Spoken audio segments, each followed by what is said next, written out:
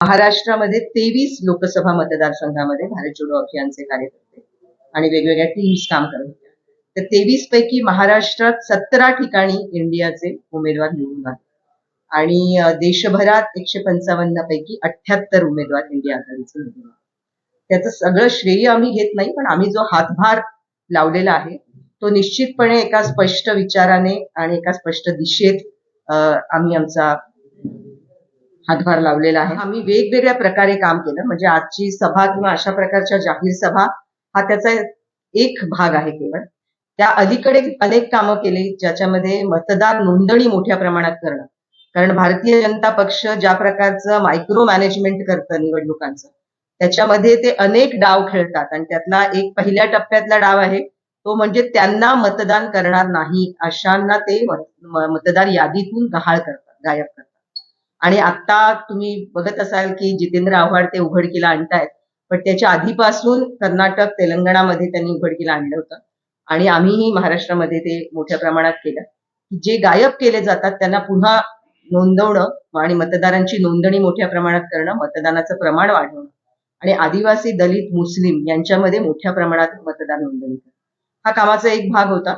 दुसरा भाग होता ते म्हणजे आमच्या कार्यकर्त्यांची निवडणुकीला सामोरं जायची तयारी करणं, बोलण्याचे मुद्दे देणं आणि कानाकोपऱ्यात जाऊन बोलतील आणि विशेषतः ज्यांना आपण गावकुसा बाहेरचे सगळे समूह म्हणतो तिथे काम करणाऱ्या आपल्या संघटना मोठ्या प्रमाणात महाराष्ट्रामध्ये आहेत. त्यामुळे दलित, आदिवासी, भटक्या, विमुक्तांमध्ये, मुस्लिम समुदायांमध्ये आणि महिलांमध्ये मोठ्या प्रमाणात काम झालं. छोट्या कॉर्नर मिटिंगा घेणं, तेव्हा खेड्यापाड्यात जाऊन बोलणं, शहरांमधल्या वस्त्यांमध्ये जाऊन बोलणं, ही तयारी करणं हा भाग झाला.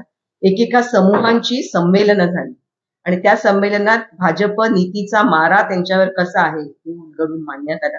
महिलांचं संमेलन मोठ्या प्रमाणात महाराष्ट्रभरात झाली. मुस्लिम महिलांची संमेलनं स्वतंत्रपणे वेगळ्या प्रकारे झाली आणि त्या सगळ्याचा परिणाम झाला की मोठ्या प्रमाणात मतदानाला लोक उतरले आणि एक भूमिका स्पष्ट झाली ज्याच्यामुळे जो दणका भारतीय जनता पक्षाला मिळालाय त्यात महाराष्ट्राने जी कामगिरी बजावली त्याच्यामध्ये महाराष्ट्रातल्या सामाजिक चळवळींचा आणि संघटनांचा मोठा वाटा आहे. हे ओळखून लोकसभा निवडणुकांचे निकाल लागल्यानंतर पहिली पत्रकार परिषद जी तिन्ही पक्षांच्या प्रमुख नेत्यांनी घेतली त्यात त्यांनी उघडपणे हे मान्य केलं की यामध्ये सामाजिक संघटनांचा मोठा हातभार आहे आणि यामध्ये वाटा आहे. त्यामुळे विधानसभा निवडणुकींच्या तयारीमध्ये या तिन्ही प्रमुख पक्षांनी मोठ्या प्रमाणात आमच्याबरोबर सहकार्य केलं. एकूण बांधणी आखणीमध्ये आम्ही समन्वयाने अनेक गोष्टी राबवलेल्या आहेत. राजकीय पक्षांच्या कार्यकर्त्यांच्या कार्यशाळा, सामाजिक कार्यकर्त्यांच्या कार्यशाळा एकत्रितपणे सुरू आहेत. तिन्ही पक्षांनी स्वतंत्रपणे सामाजिक संघटनांची मोठी संमेलनं, राज्यव्यापी संमेलनं घेतली. त्यामध्ये तिन्ही पक्षांचे प्रमुख नेते उपस्थित होते. तेव्हा ही एक पुढे जाणारी वाट आहे आणि आम्हाला असं वाटतं की निवडणुकांचं लोकशाहीकरण होणं आवश्यक, कारण निवडणुकांमध्ये स्थानिक जनतेचे मुद्दे पुढे आले पाहिजेत. फक्त एकमेकांवर आरोप प्रत्यारोप, हे काय बोलले ते काय बोलले, याचा पर्दाफाश करणं हे पुरेसं नाही. जनतेच्या प्रश्नांवर निवडणुका लढवल्या गेल्या पाहिजेत आणि तो मोठ्या प्रमाणात आम्ही पुढे आणायचा प्रयत्न केला होता. याही निवडणुकांमध्ये जनतेचा, महाराष्ट्रातल्या जनतेचा आग्रहनामा आम्ही या सर्व पक्षांना सादर केला, ज्यामध्ये विविध घटकांचे प्रश्न, धोरणात्मक प्रश्न आहेत ते आम्ही पुढे आणले आणि त्या आग्रहनाम्यांमधले काही मुद्दे निश्चितच या महाविकास आघाडीच्या जाहीरनाम्यामध्ये घेण्यात आले. शेतकऱ्यांचे असतील, कामगारांचे असतील, महिलांचे असतील आणि तो आमची ती एकमेव अपेक्षा या सगळ्या राजकीय पक्षांकडून आहे. आम्ही पक्ष नाही, आम्ही निवडणुका लढवत नाही, आमची सत्तेसाठी चढाओढ नाही, पण या देशातली लोकशाही टिकवणं आणि संविधान टिकवणं ही आम्ही प्राथमिक जबाबदारी मानतो आणि त्या जबाबदारीच्या दिशेमध्ये हे सगळं काम चालू आहे. त्यामुळे धोरणांमध्ये त्याचं प्रतिबिंब उमटलं पाहिजे असा आमचा आग्रह आहे. त्यामुळे जे मूलभूतरित्या आमचे आग्रह आहेत ते सगळे आग्रह आम्ही त्या आमच्या आग्रहनाम्यामध्ये मांडलेले आहेत. आणि आता मी शेवटचा मुद्दा मांडून थांबेन की हे सगळं करणाऱ्यांना अर्बन नक्षल म्हणणं देवेंद्र फडणवीसांनी, याचा आम्ही तीव्र निषेध करतो आणि हे अराजक माजवणार आहे. हे जे त्यांचं विधान आहे ते विधान अत्यंत बेजबाबदार असं विधान आहे, कारण संविधान वाचवण्यासाठी जेव्हा आपण लढतोय, संविधान वाचवण्याचं काम जर यांच्यासाठी अराजकता माजवणारं असेल तर तुमचा दृष्टिकोनच चुकीचा आहे. तुम्हाला हा देशही कळला नाही, या देशाचं संविधानही कळलं नाही आणि या देशातला मूलभूत विचारही कळला नाही असा त्याचा अर्थ आहे. आणि गृहमंत्री असताना जर तुम्हाला हे आधीपासून माहिती आहे की 100 पेक्षा जास्त संघटना यातल्या या नक्षलवादी विचारांचे आहेत आणि अर्बन नक्षल आहेत असं जर तुम्ही म्हणता तर गप्प का होतात? 7.5 वर्ष गेल्या 10 वर्षामध्ये सत्ता तुमच्या हातात होती. गृहमंत्री आणि तुम्ही आधी मुख्यमंत्री होतात, आता उपमुख्यमंत्री आणि गृहमंत्री आहात. ही यादी असताना आणि जर तुम्हाला असं वाटतंय की देश फुटणार आहे आमच्या कामामुळे, तर तुम्ही गप्प का राहिलात? आत्ताही आमचं आव्हान आहे की तुम्ही जाहीर करा यादी. कोणते कार्यकर्ते तुम्ही अर्बन नक्षल म्हणता आणि अराजक माजवणारे म्हणता, त्यांची यादी, त्या संघटनांची यादी जाहीर करा आणि त्यांच्यावर कारवाई करा. म्हणजे कळेल ना महाराष्ट्राच्या जनतेला कोणाचं काम तुम्ही अराजक माजवणारं म्हणताय आणि मग हेही स्पष्ट होईल की तुम्ही कुणाच्या बाजूने उभे. त्यामुळे हे आमचं जाहीर आव्हान आहे. त्या विधानाचाही आम्ही निषेध करतो. आमचं काम चालूच राहील. आम्ही निर्भय आणि निडरपणे हे आव्हान घेऊन उतरलेलो आहोत मैदानात. त्यामुळे अशा कोणत्याही विधानांनी आमच्या कामावर परिणाम होणार नाही. आम्ही डरणारही नाही, कारण आमच्या मागे इथल्या सगळ्या संतांचा, महान व्यक्तिमत्वांचा, महापुरुषांचा, डॉक्टर बाबासाहेब आंबेडकरांचा विचार इथे आम्हाला दिशादर्शक आहे. त्या विचाराच्या दिशेत आम्ही काम करत आहोत. साताराचा विकास हाच प्रमुख आमचा सगळ्यांचा ध्यास आहे. कारण सातारामधल्या ज्या काही मूलभूत प्रश्न आहेत ते गेल्या कित्येक वर्ष तसेच प्रलंबित आहे आणि केवळ राजकीय फायद्याकरता पक्षांच्या संध्या घेणं आणि आपली स्वतःचं सगळ्या अस्तित्वाचं जतन करणं अशा पद्धतीची आतापर्यंतची राजकीय नेत्यांची ही भूमिका राहिलेली आहे. त्यामुळं जो काही प्रश्न अनेक विचारांच्या बाबतीमध्ये आपण सातारा विधानसभा मतदारसंघामध्ये पाहतो, त्याचबरोबरीनं केवळ एका बाजूला ठेकेदाऱ्यांच्या आणि सगळ्यांचं जतन करणारी पद्धत आहे, दुसऱ्या बाजूने ज्या पद्धतीनं डॉक्टर बाबासाहेब आंबेडकरांनी जी लिहिलेली राज्यघटना त्याला छेद देण्यासाठी या राज्याचं राजकारण ज्यांनी विकृत केलं अशा शक्तींना थोपवणं सुद्धा ही एक प्राथमिकता आहे. त्यामुळं ही केवळ राजकीय लढाई नाही, ही एक सामाजिक चळवळ आहे आणि त्या चळवळीच्या निमित्तानं जनसामान्यांचे, बहुजनांचे हिताचं रक्षण करणं ह्यासाठी ही सगळी मंडळी आज येत आहेत. माझ्यासारख्या लहानशा कार्यकर्त्याला बळ देत आहेत. मी स्वतः त्या सगळ्या मंडळींचे धन्यवाद मानेन, आभारही व्यक्त करेन की आपण सगळेजण एकत्रितरित्या एक शक्ती उभी करतोय. जी शक्ती राजकीय स्वरूपानं सन्मान्य उद्धव साहेबांनी असेल, सन्मान्य पवार साहेबांनी असेल, सन्मान्य राहुलजी गांधी यांनी असेल, ह्या सगळ्यांनी एका बाजूला उभी केली आणि दुसऱ्या बाजूला ह्या इंडिया आघाडीचे काही सहकारी असतील किंवा आज भारत जोडोमध्ये ज्या लोकांनी सहभाग दिला आणि गावागावातल्या प्रश्नांची उकल आणि जाणीव प्रत्येकाला करून दिली, अशाही सगळ्या सहकाऱ्यांचं आज मला पाठबळ मिळतंय. मी आपल्या सगळ्यांच्या साक्षीने त्यांचे धन्यवाद मानतो. ही चळवळ आम्ही मशालीच्या निमित्तानं, जी क्रांतीची ज्योत आहे ती या मशालीच्या निमित्तानं आम्ही पेटू आणि परिवर्तनाची नांदी या सातारा विधानसभा अभियान अपेक्षा व्यक्त करतो. इस देश के जन आंदोलनों, जन संगठनों और समाज में काम कर रहे कार्यकर्ताओं का एक मंच है. ये किसी पक्ष से जुड़ा हुआ नहीं और इस देश के जन आंदोलन प्रत्येक चुनाव में अपनी भूमिका लें ऐसा बिल्कुल जरूरी नहीं, लेकिन 2024 के लोकसभा चुनाव में और महाराष्ट्र के इस विधानसभा चुनाव में हमने एक स्पष्ट भूमिका इसलिए ली है क्योंकि ये कोई सामान्य चुनाव नहीं, जैसा आपने भी कहा, ये केवल खासदार आमदार के चुनाव नहीं, इन चुनाव में संविधान दांव पर है. 2024 के लोकसभा चुनाव में जनता ने जवाब दिया है, लेकिन काम अभी अधूरा है. इस देश को डिक्टेटरशिप के जिस गड्ढे में ले जाने की कोशिश हो रही है, उस पे जनता ने ब्रेक लगा दिया है, लेकिन अभी गाड़ी रिवर्स नहीं हुई है. अभी उस रास्ते की तरफ हम दोबारा नहीं बढ़े हैं जहां हमें जाना था. इसलिए हम इस चुनाव में स्पष्ट भूमिका ले रहे हैं.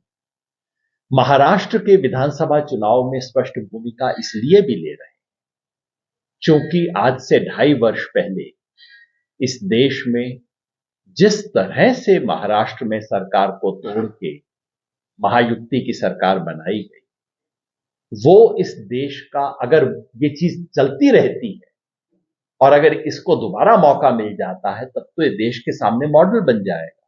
किसी भी तरह से येन केन प्रकारेण साम दाम दंड भेद करके सरकार तोड़ो, बाद में कोई बात नहीं, पब्लिक भूल जाएगी. आज महाराष्ट्र के संदर्भ में इसलिए भी हम भूमिका ले रहे हैं कि इस चुनाव में भाजपा और उसके सहयोगियों की तरफ से जिस तरह के पैसे का इस्तेमाल किया जा रहा है वो जिसका कोई उदाहरण नहीं मिलता। 4 तरह का पैसा इस्तेमाल किया जा रहा है, पानी की तरह पैसा बहाया जा रहा है। पहला, सरकारी खजाने का पैसा। पिछले 2-3 महीने में 1 लाख करोड़ रुपया जनता के बीच में फेंका गया है। दूसरा, भाजपा के मित्रों का पैसा। गुजरात के इंडस्ट्रियलिस्ट लोगों की ड्यूटी लगी है, जा जाके जिलों में पैसा बांटने की ड्यूटी लगी। तीसरा, भाजपा का पैसा। हो सकता है भाजपा इस समय पूरे दुनिया की सबसे अमीर पार्टी, जितना 1 नंबर का पैसा है, 2 नंबर की तो बात नहीं कर रहा, 1 नंबर का पैसा। और उसके बाद उम्मीदवार का पैसा। उम्मीदवार का पैसा दोनों पक्षों की तरफ से लग रहा होगा, लेकिन ये बाकी 3 जो हो रहे हैं वो इस चुनाव को लोकतंत्र की जो न्यूनतम मर्यादा है उसका बिल्कुल खुल्लम खुल्ला उल्लंघन हुआ। इसलिए भारत जोड़ो अभियान के से जुड़े हुए तमाम जन संगठनों ने एक स्पष्ट भूमिका ली है। केवल भाजपा और राष्ट्रीय स्वयंसेवक संघ का विरोध करने की नहीं, केवल महायुक्ति का विरोध करने की नहीं, पहली बार विधानसभा चुनाव में बहुत समय बाद जन आंदोलनों ने स्पष्ट भूमिका ली है कि अगर महायुति को हराना है तो महाविकास आघाड़ी के तमाम उम्मीदवारों का पूरी तरह से खुलकर हम समर्थन करेंगे। ऐसा पहले कभी नहीं किया है जन आंदोलन, लेकिन आपात धर्म की मांग है कि हम ऐसा स्पष्ट भूमिका लें।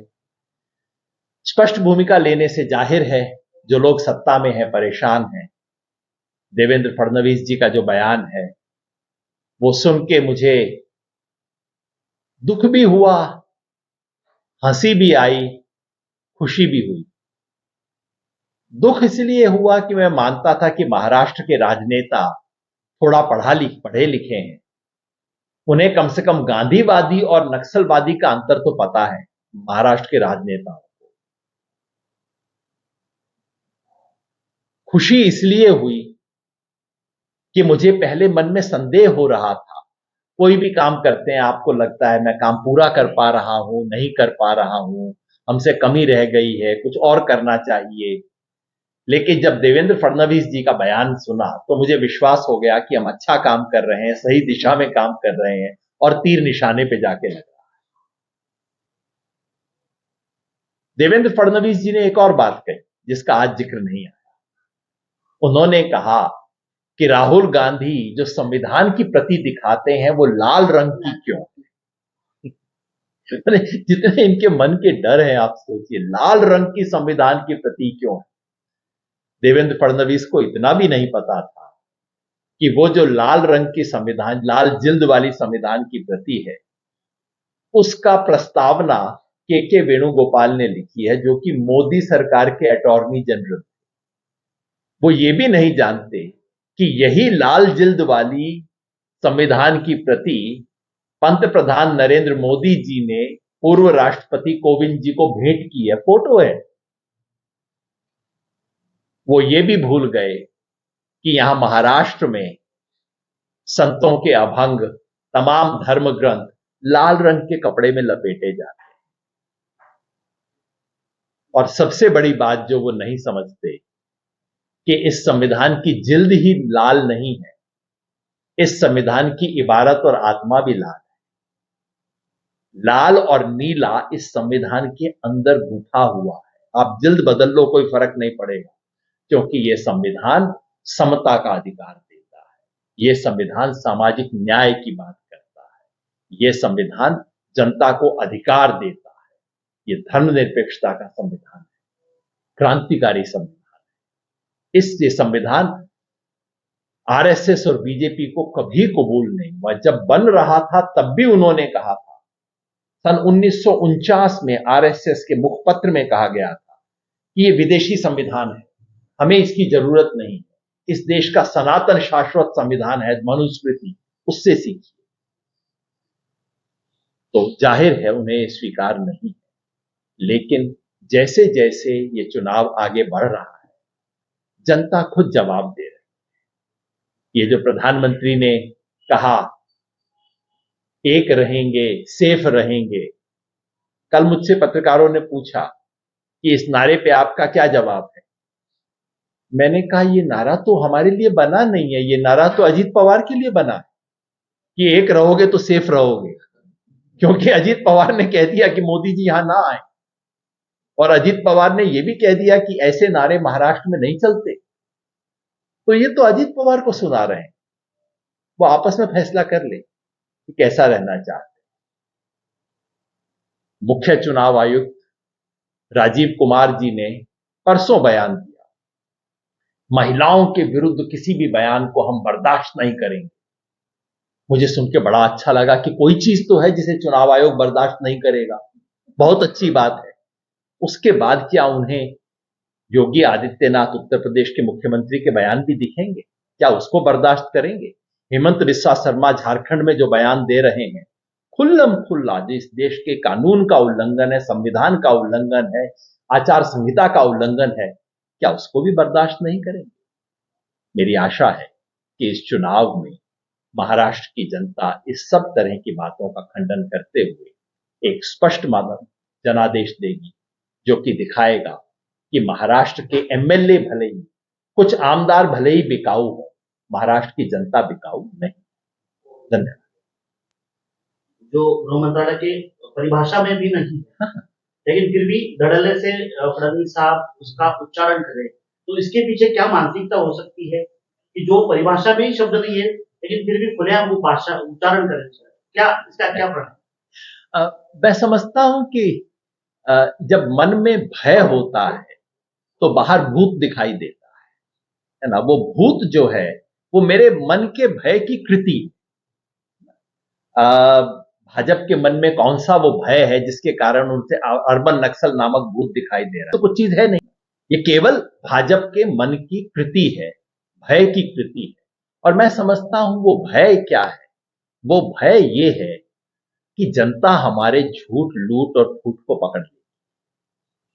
एक हिंदी के कवि ने कभी कहा था कि वो डरते हैं कि एक दिन लोग हमसे डरना बंद कर देंगे। ये असली डर है जिसके कारण ये अर्बन नक्सल मला याला एक उत्तर द्यायचं आहे की आपल्याकडे 2 मावळ्यांमधले सरदार होते, संताजी धनाजी. ते इतके पराक्रमी योद्धे होते की जेव्हा आपल्यावर परकीय आक्रमण होत होतं आणि परकीय सैन्य इथे पोचायचं आणि पाण्यात घोडे पाणी प्यायला जरी थबकले तर त्यांना विचारायचं की तुम्हाला पाण्यात संताजी धनाजी दिसतात का? ती अवस्था फडणवीसांची झाली. कारण याच्यात जे सामान्य नागरिक पेटून उठलेत त्याचं त्यांना भीती वाटते आणि म्हणून त्यांना पाण्यात संताजी धनाजी दिसायला लागले. हे त्याचं उत्तर आहे. भारत को हिंदू राष्ट्र बनाने की संकल्पना आगे आ रही है, इसके बारे में क्या कहेंगे?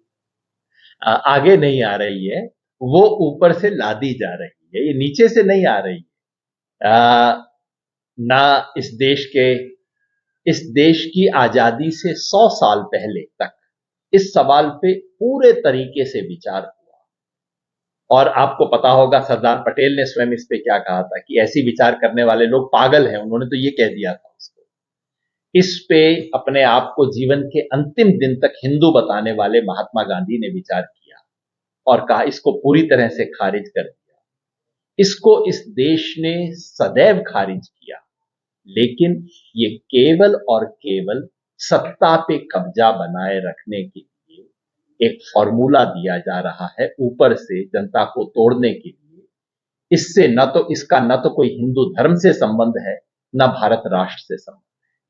अभी ये कह सकते हैं क्या कि पिछली बार राम मंदिर का एक इशू था, तो अभी एक नया इशू आगे किया है कि वो हिंदू राष्ट्र बनाएंगे? देखिए, कम से कम भाजपा वालों पे आप ऐसा आरोप न लगाएं। वो हिंदू राष्ट्र की बात तो 30 साल से कर रहे हैं, 40 साल से कर रहे हैं, जनता मान नहीं रही है। इस देश का मेजॉरिटी हिंदू को ने आज तक कभी भी भाजपा को वोट नहीं दिया है, मेजॉरिटी। तो वो बार बार करते हैं, हर बार उसको किसी नए, वही पुराना माल है, हर बार नई पैकेजिंग में आता है। तो अब पैकेजिंग है कटेंगे बटेंगे, एक सेफ, माल वही है, पैकेजिंग पुरानी है, पैकेजिंग नई होती है और उद्देश्य एक ही है, फूट डालो। और तथ्य ये है कि इस देश में अचानक पिछले 11 साल से इस्लामीकरण कैसे हो गया है, पहले नहीं होता, अचानक ये सब चीजें होने लगी। तो जब से बीजेपी सत्ता में आई है, अब तो पहले 1 साल 2 साल कह सकते थे कांग्रेस ने ये किया, पिछलों ने ये किया, अब तो 10 वर्ष से तुम सत्ता में हो। अगर आपको लग रहा है कि झारखंड में बांग्लादेशी घुस आए हैं, तो भाई इस देश का गृह मंत्रालय कौन चलाता है? घुसपैठियों को रोकने की जिम्मेवारी किस सरकार की है? 10 वर्ष से आप क्या कर रहे थे? और ये इस्लामीकरण जो है, ये क्या हुआ इस देश को पहले कभी नहीं दिखाई देता था, केवल बीजेपी के सत्ता में आने के बाद ही क्यों होता है? और ऐसा क्यों है कि जब जब बीजेपी सत्ता में रहती है तब तब हिंदू खतरे में रहता है? थोड़ा विचार करना चाहिए इन्हें भी, अपने हिंदू वाले बातों पे भी विचार करना। इस अभियान में आप भारत को और महाराष्ट्र को सुस्थिर बनाने के लिए कुछ मूवमेंट चलाना, मतलब स्थिर होने के लिए आप क्या उपाय सुझाएंगे इसमें? हमने चुनाव के अवसर पे एक अपनी तरफ से संकल्प पत्र निकाला, आग्रहनामा, जिसमें हमने जन आंदोलनों की तरफ से एक वैकल्पिक आउटलाइन दिया कि क्या योजना होनी चाहिए, उसके बारे में उनका बयान बताएं। त्याच्यामध्ये आम्ही त्याचा मुख्य मुद्दा हा ठेवलेला आहे की जे काही आम्ही जनहिताच्या अशा गोष्टी सुचवतोय त्यासाठी नेहमी प्रश्न विचारला जातो की याच्यासाठी पैसा निधी येणार कुठून. त्याचा अख्खा आराखडा आम्ही त्या आग्रहनाम्यात मांडलेला आहे. हे कसं उभं करताय आणि ते आम्ही आधीपासून करत आलेलो आहोत आणि बजेटवर आम्ही दरवर्षीच आमचं म्हणणं मांडतो. तर ते या आग्रहनाम्यामध्ये पण त्याचा एक मोठा भाग आम्ही समाविष्ट केला. मोदी सरकार का स्टाइल है कि कुछ घोषणा करके कहते हैं ये मुद्दा समाप्त हो गया, फिर आपको कई साल तक पता लगता रहता है कि समाप्त कुछ नहीं हुआ था, मुद्दा वहीं का वहीं है। ओआरओपी मोदी सरकार ने 5 साल पहले कह दिया कि बस ओआरओपी मिल गया, पूरा मुख्यधारा का मीडिया इनके साथ है, टीवी चैनल इनके साथ हैं, मिल गया मिल गया मिल गया मिल गया, प्रचार हो गया। आज भी आप सैनिकों से पूछिए क्या ओआरओपी उनको मिला? नहीं मिला। ठीक इसी तरह से जो पुरानी पेंशन नई पेंशन के सवाल पर सरकार नई स्कीम लेके आई है, सरकार ने घोषणा तो कर दी, लेकिन क्या उससे ये मुद्दा सुलझ गया? ये आप उन लोगों से पूछिए जो पेंशन स्कीम के अंदर इन्वॉल्व है, वो सब कहते हैं नहीं, इससे कुछ फायदा नहीं हुआ, हम दरअसल पहले से भी बदतर स्थिति में आ गए। अगर इसका महाराष्ट्र का कुछ स्पेसिफिक चीज है तो मेरे साथ ही इसके बारे में